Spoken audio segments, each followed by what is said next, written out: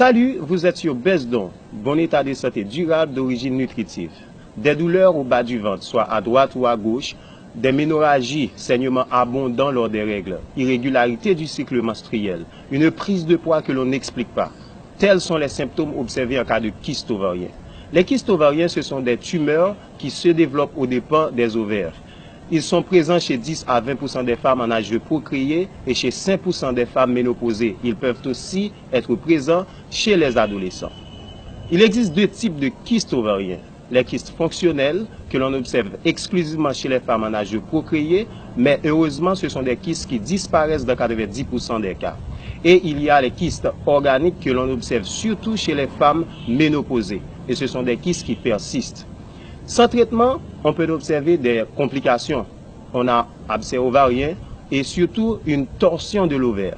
Et ce qui est grave, parce que cela vous donne une très forte douleur et vous avez un risque de perdre votre ovaire.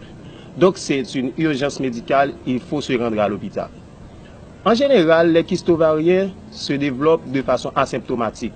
C'est pourquoi ils font l'objet d'une découverte fortuite lors d'une échographie, par exemple. Et c'est pourquoi c'est important que le médecin surveille l'évolution des kystes à l'aide d'échographies réalisées chaque 3 mois. Des fois, le médecin utilise aussi un traitement hormonal. Mais en cas de gros kystes organiques, parfois il faut faire appel à la chirurgie. Mais quelles sont les causes des kystes? Ils peuvent être génétiques, mais la cause majeure reste une hypersécrétion des androgènes. Et les androgènes, ce sont les hormones responsables des caractères sexuels secondaires chez l'homme, la testostérone surtout. Il y a une autre cause qui est l'hyperinsulinémie. Il y a une augmentation de l'insuline dans le sang. Cela va aggraver la sécrétion des androgènes. Vous devez savoir qu'avec les kystes ovariens, les cellules ont tendance à développer une résistance face à l'insuline. Or, l'insuline est là pour faire pénétrer le sucre dans les cellules. Donc, puisque l'insuline ne peut pas faire son travail, on observe une augmentation du taux de sucre dans le sang. D'où, avec un kyste ovarien, vous avez une tendance à développer le diabète type 2. Et si vous êtes enceinte, vous avez un risque d'avoir une hypertension artérielle gravidique et même un risque d'accouchement prématuré. Les kystes ovariens sont dus à un dérèglement hormonal d'une part et d'autre part à une alimentation non contrôlée, non équilibrée.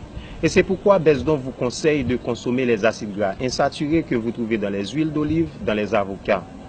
Et diminuer la consommation de sucre des industries. Mangez beaucoup plus de fruits. Et aussi longtemps que vous pouvez éviter le stress, parce que le stress entraîne une augmentation du taux de sucre dans le sang. Il faut faire du sport, parce que le surpoids entraîne une insulinorésistance. Il est donc conseillé de perdre 5 à 10 kg quand vous avez les kystes ovariens. Le syndrome des ovaires polykystiques est assez complexe et je sais que vous avez beaucoup de questions. Alors posez-les en commentaire ou du moins appelez sur le numéro de Besdon qui est juste en dessous de la vidéo et nous serons disponibles à vous répondre.